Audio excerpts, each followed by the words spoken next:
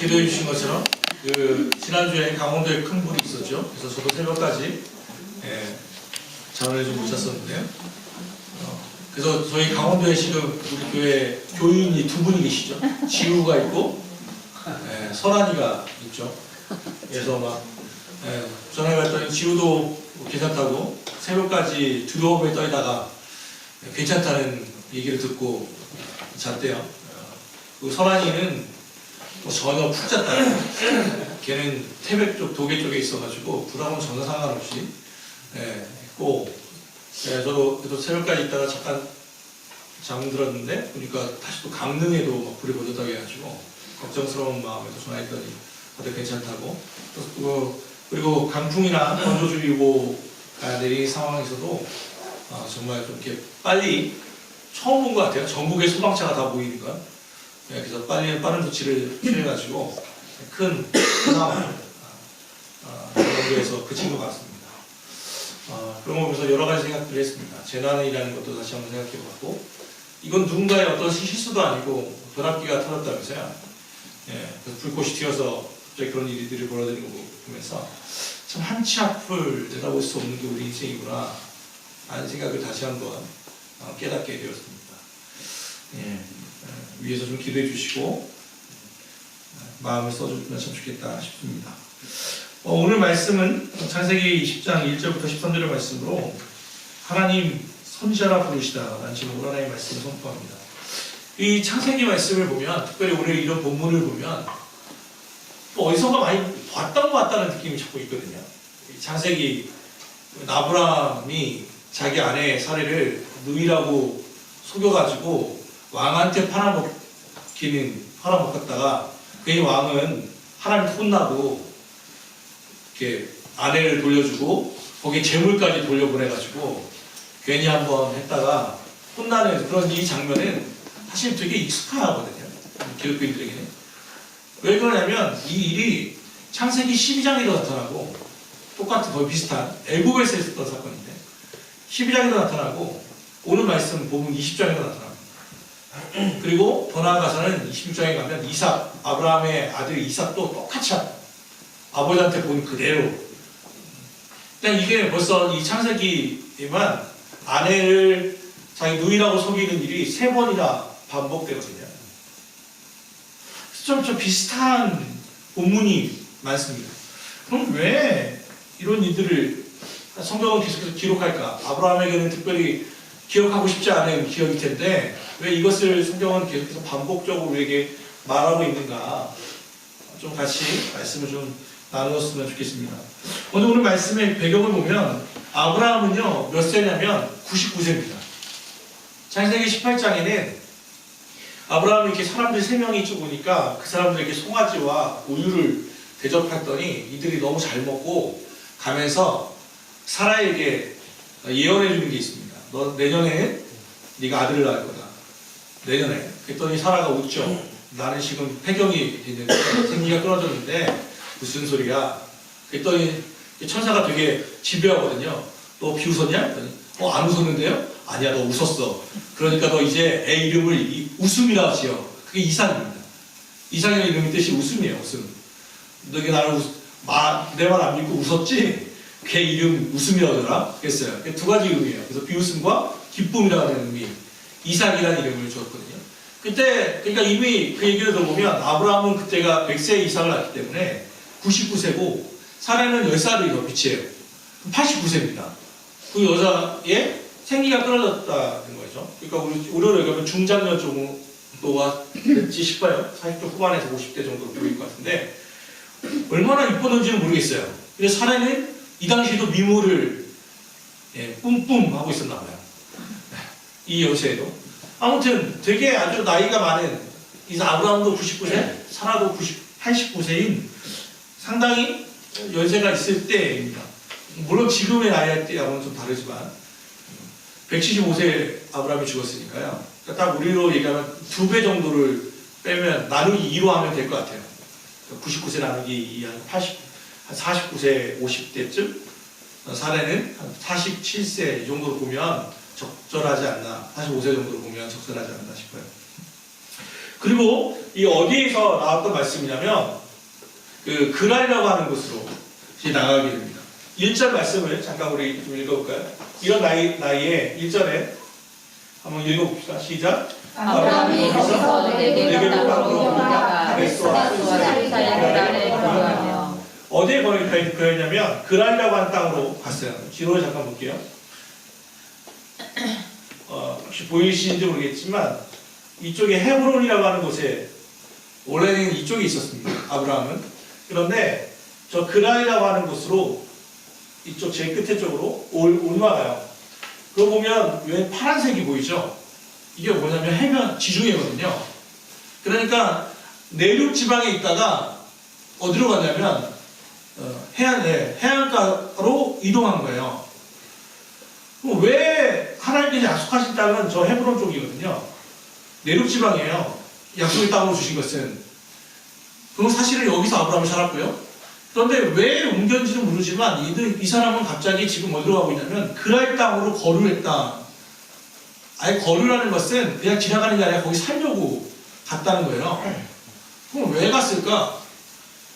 성경은 나타나지 않아요. 그런데 오늘 비슷한 본문이 창세기 12장에 있다고 했잖아요. 거기 애굽으로 내려간 이유가 있는데 그 땅에 기근이 심함으로라고 되어 있어요.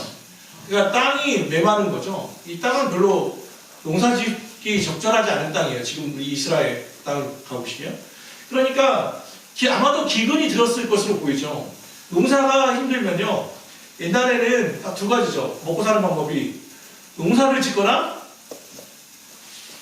물고기를 잡아먹거나. 그런데 기근이 들면 농사는 날씨에 따라서 좌우하지만 사실 물고기는 어제나 오늘이나 동일하잖아요. 기근에 큰 영향을 받지 않죠. 그러니까 기근이 들면 보통은 다 어디로 움직이냐면 해안가로 고대에는 움직여 가거든요. 그러니까 물산이 풍부한 곳이에요. 또 하나는 무역이 되고 있었기 때문에.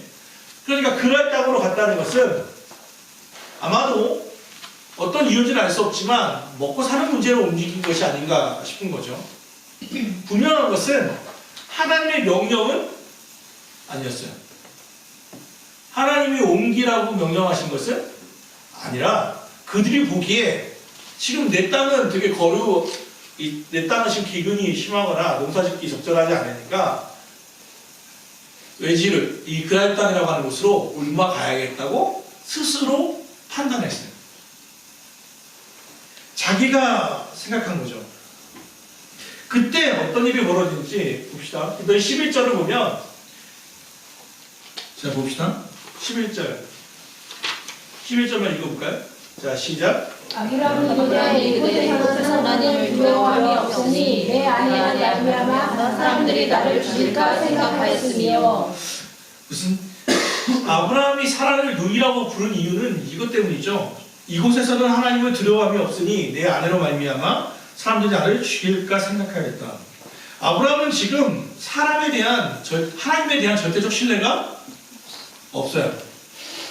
근데 아브라함은 지금 옮긴 이유가 하나님의 명령이라면 당당히 나갔을 텐데 하나님의 명령이 아니기 때문에 하나님을 신뢰할 수 없어요. 그러면 하나님을 신뢰하지 못하면요, 기억하십시오. 하나님에 대한 절대적 신뢰가 무너지면 사람은 상황의 노예가 돼요. 자기를 둘러싼 환경의 노예가 된단 말이에요. 거기에 종속되어지죠.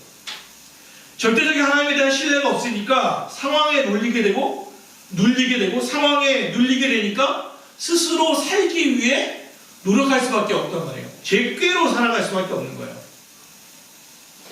그래서 아브라함이 생각할 때는 이미 창세기 12장, 그러니까 약 24년 전에 한번 해봤던 경험, 그 경험을 그대 토대로 다시 한번 사라를 누이라고 속이는 똑같은 잘못을 저지르고 있는 겁니다. 사랑하는 가까운 교회 성도 여러분, 기억하십시오.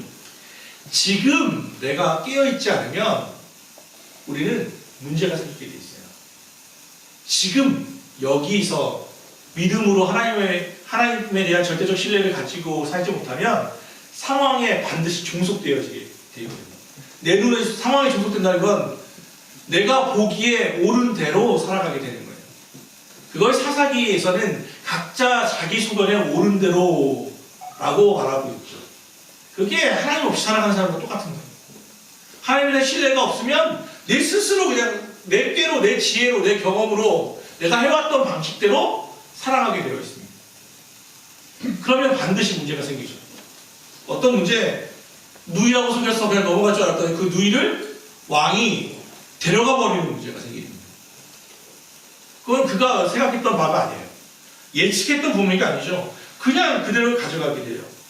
3절 말씀 한번 볼게요. 그때 어떤 일이 벌어졌는지 봅시다. 3절 말씀. 3절 말씀을 읽읍시다. 시작. 그 밤에 하나님이 아비멜렉에게 형통하시고 그에게 이르시되 내가 데려간 너희가 너희로 말미암아 내가 죽으리니 그는 남편이 있는 여자이니라. 자기 생각대로 이 자기 누이라고 하면 될 줄 알았는데 그러나 아비멜렉이 사람을 보내서 사람을 그냥 데려가 버렸어요. 그랬더니 그 밤에 하나님이 아비멜렉에게 현몽하시고 꿈에 나타나서 야 네가 데려간 여인 너 건드리면 너 죽는다. 그는 남편이 있는 여자다 라고 얘기하시죠. 근데 우리 성경하고 NIV가 좀 달라요. 우리는 그 밤에 이렇게 얘기하니까 데려간 그 밤에 라고 보통 보이는데 NIV를 보면 이 그 밤을 원나잇이라고 되어 있어요. 어느 날 밤이에요. 왜냐면 또 뒤에 말씀을 보면 아비멜렉이 계속 얘기하잖아요. 나 안 건드렸습니다. 뭐 그날 들어가서 바로 건드렸겠어요? 그러니까 이게 뭐냐면 시간이 경과됐다는 것을 의미하거든요. 어느 날 밤에. 그러니까 데려가고 나서 시간이 수일 내지 수십일이 지난 후 어느 날 밤 하나님이 아비멜렉에게 나타나셔서 얘기하셨죠. 그러면 좀 생각해 봅시다. 아내를 잃어버린 아브라함은 뭘 하고 있었을까요? 며칠이 지났습니다. 아내를 잃어버렸어요. 아브라함은 뺏겼습니다. 그럼 뭘 하고 있었을까요? 왜 그날 밤이 아니고 수일이 지난 밤에 하나님께서 그에게 나타나셨을까요? 기도하고 있었어요. 성경에 나타나진 않지만 분명히 그는 하나님에 대한 신뢰를 잃어버리고 아내를 빼앗기는 어려움에 처했지만 아브라함은 분명히 기도했을 거라는 것을 우리는 충분히 유추할 수 있어요. 왜냐하면 이런 경험들이 창세기 12장에도 있었고 15장에 18장에 다 일일이 말하진 않지만 계속해서 하나님은 아브라함에 나타나셔가지고 너 이삭을 너에게 아들을 준다, 약속의 씨앗을 주겠다 계속 약속하셨거든요. 24년 동안. 그런데 지금 아내를 빼앗겼어요. 아내를 뺏기면 아비멜렉과 만약 사라가 관계를 갖게 된다면 그때 태어나는 아이는 누구의 아이가 됩니까? 아비멜렉의 아이가 됩니다. 하나님의 약속이 깨질 위기에 지금 처해져 있어요. 물론 아내를 잃어버린 아브라함의 마음도 있겠지만 하나님 입장에서는 당신의 약속이 지금 깨지게 돼 있어요. 의심받게 되어 있어요. 그러니까 하나님 개입하실 수밖에 없는 상황이란 말이에요. 또 아브라함은 하나님을 만나자마자 매번 그랬어요. 하나님이 아브라함이 몇 번을 만났는데 만날 때 아브라함이 제일 먼저 하는 말이 뭐냐면 주 여호와여 무엇을 제게 주시겠습니까? 나는 자식이 없사오니 나의 상속자는 이 다메섹 사람 엘리에셀이다. 그러니까 아브라함은 하나님을 만나자마자 맨날 아브라함이 했던 말은요. 저 언제 아이 주실 거예요? 저 애기 언제 주실 거예요? 24년 동안 매년 간절한 기도가 그거예요. 내 아이 언제 주십니까? 예. 근데 지금 그게 끊길 위기에 처했단 말이에요. 그럼 뭐 했겠어요? 기도할 수밖에 없어요. 사랑하는 성도 여러분, 기억할 게 있습니다. 하나님은 우리가 온전하기 때문에 사용하시는 게 아니에요. 우리가 어떤 특별한 탁월함이 있기 때문에 주님이 우리를 사용하시는 게 아니에요. 우리가 하나님께 간절하게 나가기 때문에 하나님을 사용하시는 거예요. 우리의 간절함 때문에 또 우리가 주님 앞에 주님을 찾기 때문에 주님이 우리를 만나주시는 거지 우리가 어떤 탁월함과 온전하기 때문에 하나님이 우리를 그리스도인으로 바꾸는 게 아니란 말이에요. 나의 어리석음으로 인한 분명히 이 문제는 아브라함이 잘못한 거예요. 아브라함이 믿음이 없었어요. 하나님께 묻지도 않았어요. 묻지도 따지도 않고 지 맘대로 다 했어요. 그 문제가 발생하고 나니까 하나님께 나왔을 때 하나님은 너 왜 그랬냐고 물어보지 않으세요. 그 어리석음으로 인한 문제에도 불구하고 있는 그대로 진심으로 전심으로 하나님께 나아가면 하나님은 그 간절함 때문에 역사해 주시는 거예요. 그리고 기억합시다. 하나님은 언제나 우리의 실수보다 그분의 은혜가 더 커요. 내 실수와 잘못과 우리의 죄보다 하나님의 은혜는 언제나 더 커서 그것을 덮으실 수 있는 분이에요. 그분께 아브라함은 나아간 거죠. 나가서 하나님께 간절하게 기도했겠죠. 자기의 잘못을 한번 회개했겠죠. 그리고 용서해달라고 부르짖었겠죠. 이 어려운 상황에서 어떻게 할 바를 모르겠다고 나아갔겠죠. 그때 하나님은 아비멜렉에게 나타나서 하시는 말씀, 참 저는 이 말씀이 너무 아비멜렉 입장에서 너무 답답할 것 같아요. 보세요.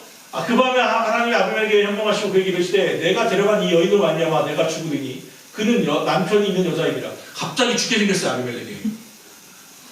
그 여자 남편이 있는 여자다. 너 건드리면 이 여자 때문에 너 죽어.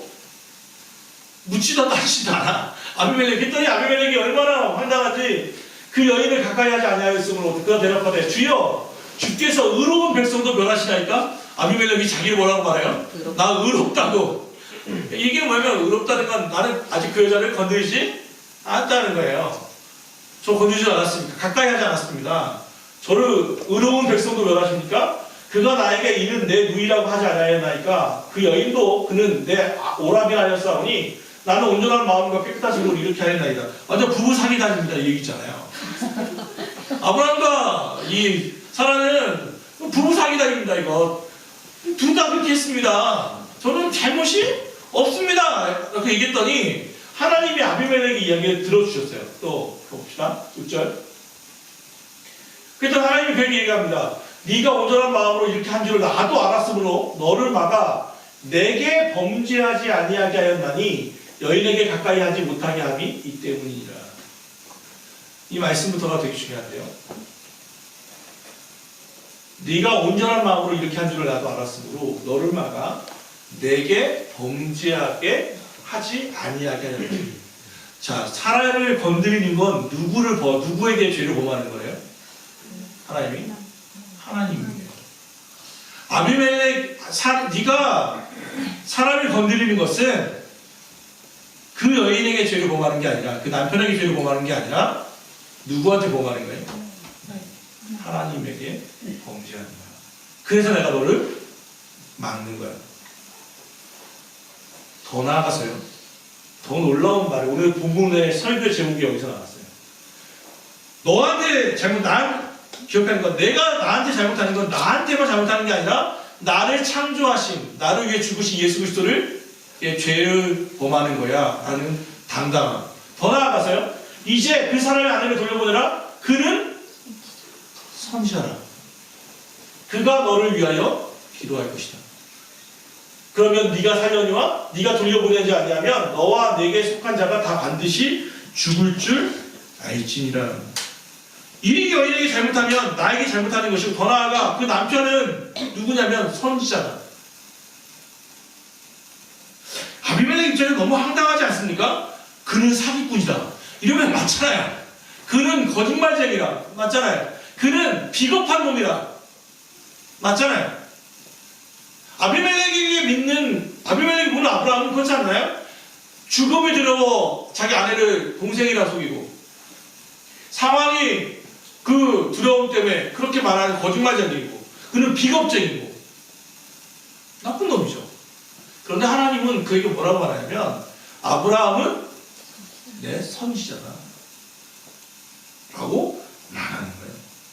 그 많은 실수와 죄 가운데에서도 하나님은 아브라함을 인정하고 계시다는 거예요.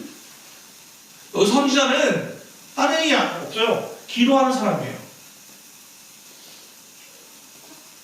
그는 기도하는 자라. 근데 그가 너를 위해서 기도하면 네가 살 것이다. 와, 이건 아비멜렉이 참 미칠 것 같아요. 사기꾼이지 무슨 놈의 선지자야. 근데 하나님이 우리를 보시는 시각이에요. 우리가 기억할 게 하나 있는데 선한이나 선율이가 제 아이인 것은 수학을 몇 점을 봐서 몇 점 이상을 받았기 때문에, 영어 몇 점을 받았기 때문에, 어느 대학교에 들어갔기 때문에가 아니에요. 그냥 얘네들은 제 자녀예요. 못났든 예쁘든 내 자식이에요. 그게 부모의 마음이죠. 하나님은 지금 아브라함을 뭐라고 부르시냐면 선지자라고 불러요. 우리로 얘기하면 너는 그리스도인이라. 우리는 착각하죠. 내가 어떤 이런 일들을 해야, 이런 거 엄청난 일을 해내야 하나님께서 나를 인정해 주시겠지. 내가 이렇게 좀 똑바로 살아야 하나님 나를 인정해 주시겠지. 내가 온전하게 이렇게 살아야 하나님 나를 목사라 인정해 주시겠지. 아니에요. 그럴 거면 예수 그리스도께서 십자가에 못 박혀 죽으실 이유가 없어요. 우리는 우리의 행위로 완전함을 받는 자가 아니라 하나님이 오히려 우리를 사랑하시기 때문에 그 사랑 때문에 온전하게 살아가는 사람들이에요. 사랑하는 여러분, 우리는 가끔 살다 보면 내 모습이 스스로 내 모습이 나에게 내 모습이 마음에 안 들 때가 있죠. 내가 볼 때는 되게 실망할 때가 많잖아요. 뭐 내 결심했는데 뭐 다이어트 같은 거 그런 거 아니에요? 다음부터는 오늘부터는 절대 안 먹어 해놓고서는 그 다음날 바로 또 치킨 시켜 먹고 가자. 다이어트는 뭐 내일부터야 항상 뭐 그렇게 얘기하고 맛있게 먹으면 0칼로리야 뭐 이러면서 스스로를 이렇게 위로하고 또 하고. 우리는 스스로의 모습에 만족하지 못할 때가 많죠. 자기 스스로에 대한 자기의 약점들이 들춰지는 것에 대해서 우리는 분노할 때가 많죠. 더 나아가 어떤 잘못이나 실수, 죄의 모습을 볼 때 스스로에 대한 자존감이 무너질 때가 있어요. 그런데도 기억하십시오. 하나님은 여전히 우리를 내 자식, 내 아들, 내 딸이라고 불러주십니다.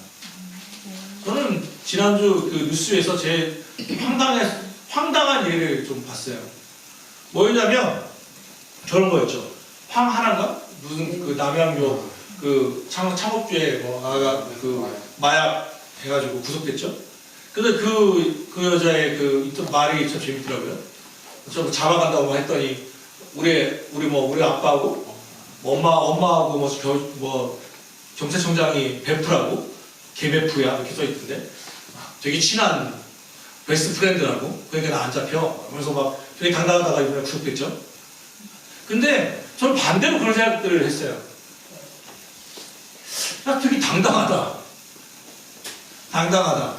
창업주, 돈을 많이 가진 사람들, 돈과 권력이 같이 있으니까. 금권과 권력을 가지고 있는 사람들의 자식들이, 걔는 뭐 지가 번 것도 없을 텐데 되게 당당하게 살더라고요. 경찰들을 우습게 알고. 우리는 경찰만 봐도 가슴 뛰고 운전하다가 만나면 괜히 속도 줄이고 경찰 만나면 되게 막 아무것도 잘못한 게 없는데 이렇게 온 매무새를 만지고 괜히 막 이렇게 쫄고 그러는데, 야, 얘네들은 지가 잘못했는데 왜 이렇게 당당하지? 근데 반대로 좀 생각하게 됐어요. 내가 누구인가, 우리의 존재가 누구인가, 우리의 정체성은 무엇이냐면 하나님의 사람이다. 아브라함을 보십시오. 아브라함이 아비멜에게, 하나님께서 아비멜에게 하는 말은, 야, 그는 선지자야. 그는 기도하는 사람이야. 그 사람이 기도하면 너 살아. 라고 아브라함이 스스로에게 인정 못하겠지만 하나님은 아브라함을 그렇게 인정해 주고 계시죠. 황하나의 뻔뻔함을 담지 마시되, 그 죄를 담지 마시되 당당함을 닮아갈 수 있었으면 참 좋겠습니다. 당당해가지고. 야, 우리는 매주 사도신경을 고백하잖아요. 여러분 하나님 믿습니까? 예, 나는 전능하신 하나님 믿습니다. 모든 것을 하실 수 있는 하나님 믿습니다라고 하고서는 정작 봐보면 되게 비굴해지잖아요. 돈 앞에서 비굴해지고 자존심이 무너지고 삼켜받고. 오죽하면 영화 베테랑에서 그 경찰이 얘기합니까? 우리가 돈이 없지 가오가 없냐. 그리스도인들은 당당해져야 합니다. 겸손하십시오. 그러나 당당해질 필요가 있습니다. 내 행위가 온전하기 때문이 아니라 우리 행위를 덮으시는 하나님의 은혜가 더 크기 때문에 그렇습니다. 하나님은 아브라함에게 그렇게 말씀합니다. 그는 선지자라. 그가 너를 위해서 기도하면 네가 살 것이다. 단 그렇게 선지자의 삶을 살아가는 사람들은 어떻게 살아가냐면 그 뒤에 말씀을 보면 되게 웃기죠. 9절부터 읽어볼게요. 9절 같이 읽읍시다. 시작. 아비멜렉이 아브라함을 불러서 그에게 이르되 내가 어찌하여 우리에게 이렇게 하느냐. 내가 무슨 죄를 내게 범하였기에 내가 나와 내 나라가 죄에 빠질 거라고 하였느냐. 내가 합당하지 않은 일을 내가 행하였구나. 지금 아비멜렉이 아브라함을 뭐하고 있는 거예요? 책망하고 있는 거예요. 야, 네가 합당하지 않은 일을 내가 행하였다. 네가 무슨 낯으로 이렇게 했냐? 왜 그랬어? 불신자가, 이방인이 지금 크리스찬인 선지자인 아브라함을 책망하고 있어요. 너 왜 그랬어? 왜 그랬어? 하나님 우리를 선지자로 부르셨다면 선지자는 그 선지자에 맞는 삶을 살아야만 해요. 이제 우리가 우리의 그리스도인들이 그리스도인의 삶을 살지 못하면 안 믿는 사람으로부터 뭐 하게 되냐면 책망받게 돼 있어요. 왜 이 말씀이 어디 나오냐면 요나에서 나와요. 요나서에 하나님이 요나에게 니느웨에 가서 복음을 전해. 그랬더니 요나가 싫어하잖아요. 너 안 해요. 그래서는 하나님의 낯을 피하여 도망가요. 다시스로 도망가다 보니까 하나님이 이 요나 잡으러 가거든요. 요나 잡으러 가가지고 태풍을 던져버려요. 히브리어 표현이에요. 태풍을 던지시니까 배가 갑자기 풍랑에 일어가지고 막 죽게 생겼거든요. 그리고 이방인 선지자가 보니까 제일 밑에 밑바닥에 잠자는 놈이 하나 있어요. 요나를 불러내죠. 그리고 이 태풍이 도대체 누구한테 온 거야? 지식 게임을 하죠. 도대체 누구한테 온 것인가? 제비뽑기 하자. 뽑았더니 요나가 걸렸어요? 또 이방인 선지자가 물어봐요. 너 왜 그랬어? 또 요나가 얘기해요. 사실은 이 태풍 나 때문에 온 거야. 사실 내가 여호와의 낯을 피해서 도망가고 있거든. 또 이방인 선지자가 뭐라고 하는지 알아요? 왜 그랬어? 너 왜 여호와의 낯을 피했어? 그러지 왜 하나님을 피했어 너? 누가 그래요? 이방인이 누구에게? 선지자인 요나에게. 기억하십시오. 그리스도인은 답게 살지 못하면 불신자로부터 책망받게 되어 있어요. 그럼 우리 어머니가 그랬거든요. 우리 어머님이 맨날 새벽 예배 드리시다가 무릎이 아프시거나 안 가면, 우리 형님은 지금 이제 안수집사이긴 하지만 그때 교회 안 다닐 때 꼭 술 먹으면 우리 엄마한테 전화해가지고 뭐라는 줄 알아요? 전화해가지고 엄마 요즘 나 위해서 기도해? 그 안 믿는 이렇게 영빠는 좋아가지고, 그럼 또 마침 뭐라고 얘기하고 무릎이 아프셔서 기도 안 나간단 말이에요. 그러면 또 형이 술 먹고 전화해. 엄마 요즘 나 위해서 기도 안 하지? 왜 무릎이 아파갖고 왜 기도 안 해? 요즘 내가 힘들어. 이러면 또 엄마는 또 무릎 꿇고 막. 그리고 어머니 그 죄책감, 내가 자식을 위해서 기도해야 한다는 그 죄책감 때문에 아주 힘들어하셨거든요. 오래 안 믿는 아들이 더 당당해. 엄마 왜 나를 위해서 기도 안 했어요? 이런 거죠. 뻔뻔하죠. 연수도 그러는지 모르겠어요. 엄마 왜 나를 위해서 기도해? 지가 기도 테크해? 지를 안 하면서. 기억하십시오. 그리스도인답게 살지 않으면요, 책망받게 돼 있어요. 저는 좀 부끄러운 게 뭐냐면, 애들 청년들을 데리고 그때 당시 전도사님과 함께 몽골에 간 적이 있어요. 몽골에서 단기성교를 갔다가 백화점에 갔는데요, 몽골에 사냥용 칼이 있어요. 가죽을 정말 이쁘게 쫙 하는, 얼마도 날카로운지 싹싹싹 하는 거예요. 캠핑에 쓰기에 너무 좋은 거예요. 이만한 칼이 있는데. 그래가지고 우리 둘이 우정칼을 샀어요. 2개. 그 당시 되게 비싼 돈을 주고 칼 2개를 사가지고 왔어요. 인천공항으로 왔는데 내 짐이 없어요. 안 들어와요. 어디쯤? 그랬더니 신현관씨 이렇게 부른 거예요. 압수당했어요. 그거 조사받았어요.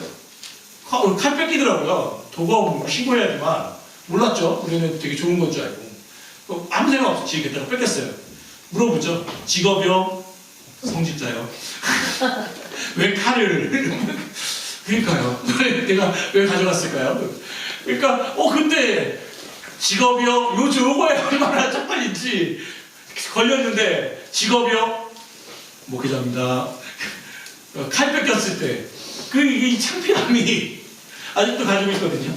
지금은 모르겠어요. 이렇게 불렀을 때도 그런지 조사하는지 모르겠는데, 야, 칼 뺏기고 나서 사냥용 칼을 뺏기고 직업 성직자라고 말할 때 그 부끄러움을 아직도 가지고 있습니다. 사랑하는 여러분, 기억합시다. 네가 왜 합당하지 못한 일을 내게 행했다. 네가 무슨 뜻으로 이렇게 했느냐. 이 책망은 우리가 믿음으로 살지 못하면 우리가 불신자로부터 책망받는다는 것을 이야기합니다. 너 교회 다닌다며, 너 목사라며, 너 하나님 믿는다며. 왜 그래? 우리의 행위가 나를 규정해 주는 것은 아니지만 이미 우리를 그리스도인으로 부르신 그 하나님 때문에 우리는 그 합당한 삶을 살아야 합니다. 11절 말씀 한번 볼까요? 11절 말씀 같이 읽읍시다. 시작. 아브라함이 이르되 이곳에서는 사람을 두려움이 없으니 내 아내로 말미암아 사람들의 주가 생각하였으며. 아브라함이 그렇게 행동한 이유는 딴 게 아닙니다. 하나님에 대한 절대적 믿음이 없기 때문이죠. 이곳에서는 하나님은 두려움이 없으니, 하나님은 지역신입니까? 그 지방에만 역사합니까?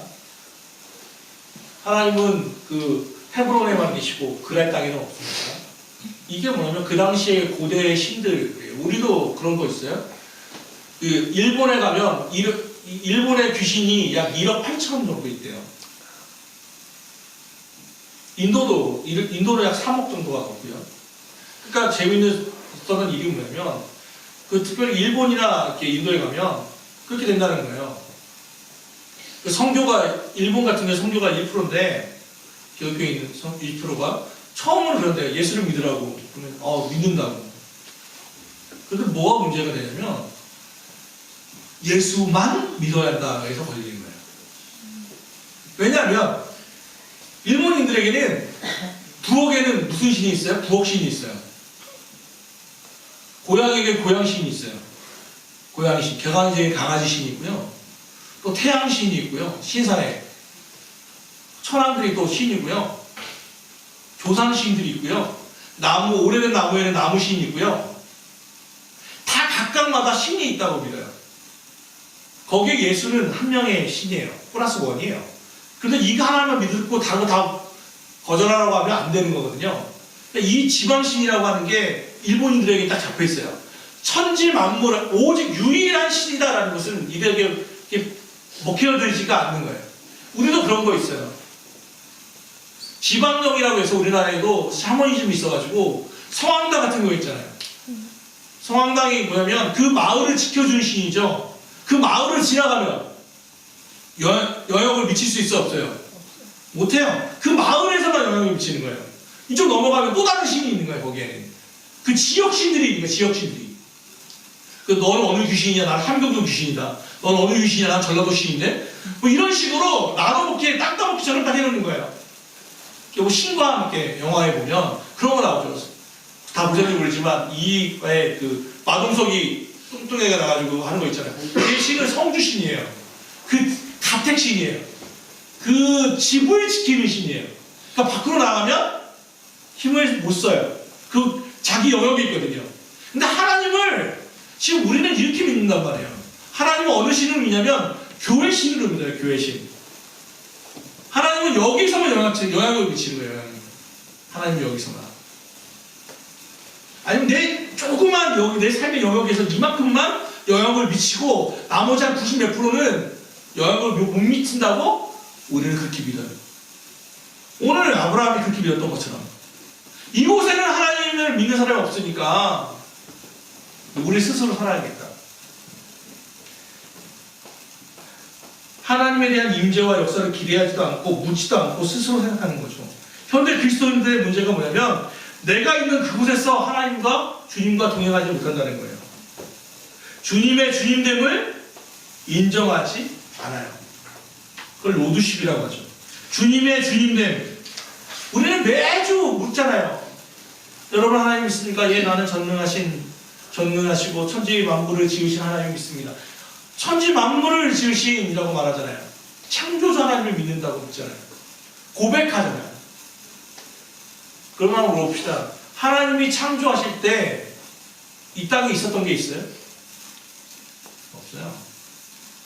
누구는 땅은 있었다고 하자. 땅은 흑암이 깊은 위에 있었고 땅이 혼돈하니라고 그랬으니까 흙은 있지 않았을까요? 그런 얘기하는데 모르겠어요. 그건. 하나님은 무에서 유를 만드세요. 그러니까 우리가 무엇이 있어서 하나님께 나아가는 게 아니에요. 하나님은 물에서 포도주로 바꾸시는 분이시죠.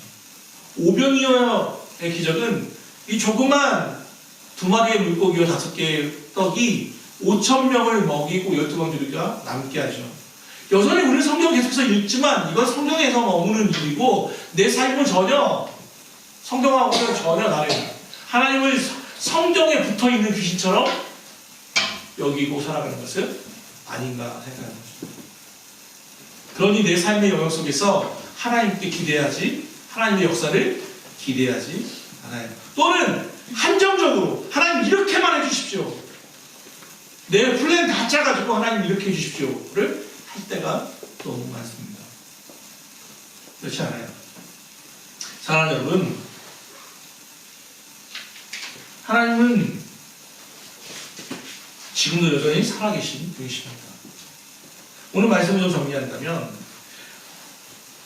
우리의 실수와 우리의 믿음 없음으로 인해서 일어나는 문제들, 그럼에도 불구하고 하나님께 나아가면 하나님은 여전히 우리 이야기를 들어주시는 분이십니다. 그런데 왜 문제가 생겼냐면 그 하나님을 하나님답게 믿지 않았을 때, 하나님의 하나님됨을 믿지 않았을 때, 또 믿고 내 뜻대로 되지 않아서 실망했을 때, 그리고 좌절했을 때 문제는 더 큰 문제를 계속해서 발생하게 됩니다. 하나님의 은혜는 언제나 우리의 실수와 우리의 잘못보다 더 크십니다.